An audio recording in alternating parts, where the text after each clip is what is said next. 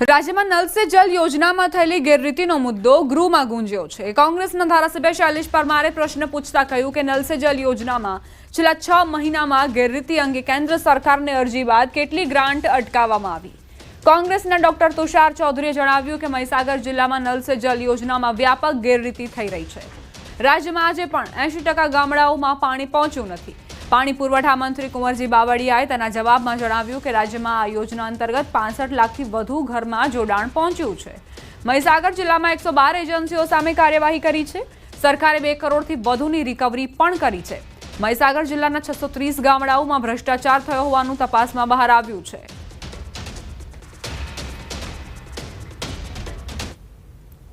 રાજકોટમાં ભાજપના જ કોર્પોરેટર અને કાર્યકર્તાઓએ હેલ્મેટના નિયમનો ઉલાળ્યો કરતા નજરે પડ્યા। મીડિયાને જોઈને મોટાભાગના કાર્યકર્તાઓ પોતાના બાઇક મૂકી કારમાં ભાગ્યા। પોલીસની પણ બેવડી નીતિ જોવા મળી। સામાન્ય માણસને હેલ્મેટ વિના દંડ આપનારી પોલીસ ભાજપ કાર્યકર્તાઓ પાસે દંડની રકમ નથી ઉઘરાવી રહી।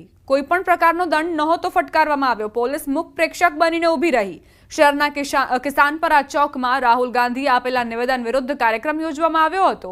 પત્રકારોએ સવાલ પૂછતા કોર્પોરેટરે રમૂજી જવાબ આપ્યા। હેલ્મેટ છોકરા કોઈ મગાવ્યો હે એટલે હમણાં આવે હેલ્મેટ લઈ નીતિનભાઈ તમને ખ્યાલ નથી ગાડી બીજાની છે હું ચા પીવા નહીં તમે વિરોધ કરવા આવ્યા નીતિનભાઈ તમને ખ્યાલ નથી હેલ્મેટ પહેરવો જોઈએ આજે હું 4 વ્હીલ લઈને આવ્યો અમારી તો અત્યારે તો બાઇક ઉપર જાવ એમનો બેઠો હોય યાર હવે ક્યાં એમનો યાર જોવો છે। રાજકોટમાં હેલ્મેટ ડ્રાઈવ મુદ્દે લોકોની ફરિયાદમાં ધારાસભ્યોએ સરકારમાં રજૂઆત કરી। ધારાસભ્ય દર્શિતા શાહે કહ્યું 2 મહિના સુધી લોકોને આવી રીતે કાર્યવાહી કરી જાગૃત કરવામાં આવશે। 2 મહિના સુધી આ જ રીતે કાર્યવાહી ચાલુ રાખવામાં આવશે કે લોકો વધુને વધુ જાગૃત થાય, વધુને વધુ સુરક્ષિત થાય અને વધુને વધુ અકસ્માતોનું નિવારણ થઈ શકે એ બાબતે લોકોને જાગૃત કરવામાં આવશે। એક તરફ ટ્રાફિક પોલીસ દ્વારા વાહન ચાલકોને સુરક્ષા હેતુસર હેલ્મેટ પહેરવાની અપીલ કરાઈ છે। હેલ્મેટ અંગે વાહન ચાલકોમાં જાગૃતિ આવે તે માટે અવારનવાર ટ્રાફિક પોલીસ દ્વારા અનેક જાગૃતતા કાર્યક્રમનું આયોજન પણ કરાય છે।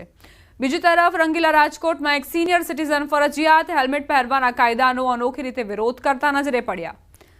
માથે તપેલી પહેરી તેના પર હેલ્મેટ હટાવો લખી વિરોધ કરતા કાકાનો વિડીયો હાલ સોશિયલ મીડિયા પર ઘણો વાયરલ થઈ રહ્યો છે।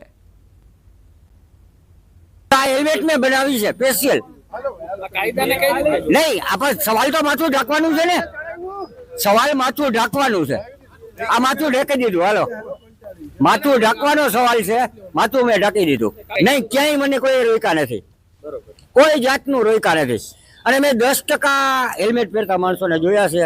અત્યારે હું ગરોડિયા કોવા રોડ ઉપર ધર્મેન્દ્ર કોવા રોડ ઉપર લાખાજી રાજ રોડ ઉપર કોઈને હેલ્મેટ પહેરીને મેં જોતા નીકળ્યા નથી। આજે બીએસ છે પોલીસ વાળાઓથી બીએસ છે એ બીકના લીધે હેલ્મેટ પહેરીને નીકળે છે શોખથી હેલ્મેટ પહેરીને કોઈ નથી નીકળતું।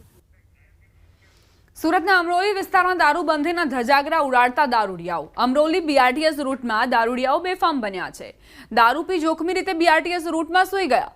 અમરોલી વિસ્તારનો વિડીયો વાયરલ થયો। વિડીયો અમરોલી આવાસ બીઆરટીએસ રૂટનો હોવાની પ્રાથમિક જાણકારી છે। અકસ્માત થાય ત્યારે બીઆરટીએસ ચાલકનો વાંક નીકળે છે। આવા તત્વો પર કાર્યવાહી કરે તેવી બીઆરટીએસ ચાલકોની માંગ કરાઈ છે।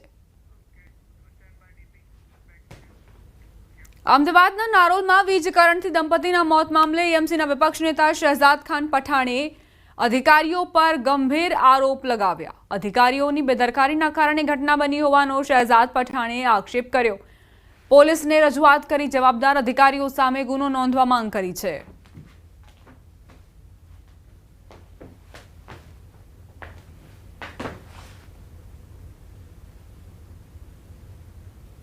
कि वहाँ के जो भी संबंधित अधिकारी थे जिनकी जिम्मेदारी थी कि बरसाती पानी ना भरे, जिनकी जिम्मेदारी थी कि वहाँ की सड़क की मरम्मत और रिसरफेस किया जाए, पिछले 1 महीने से वहाँ के स्थानीय लोग उनको वहाँ की रोड के रिसरफेसिंग के लिए कंप्लेन कर रहे थे लेकिन फिर भी सड़क का कार्य नहीं किया गया। अहमदाबाद म्यूनिसिपल कॉरपोरेशन के वरिष्ठ अधिकारियों को एफआईआर में शामिल किया जाए और कड़क से कड़क कार्रवाई की जाए। તો સમગ્ર ઘટનાને લઈ પોલીસે એફએસએલની પણ મદદ લીધી। પ્રાથમિક તબક્કે વીજ કરંટથી મોત થયું હોવાનું અનુમાન છે। વીજપોલમાં ભૂલ હશે તો પણ તેના પુરાવા એકત્ર કરી કાર્યવાહી કરાશે।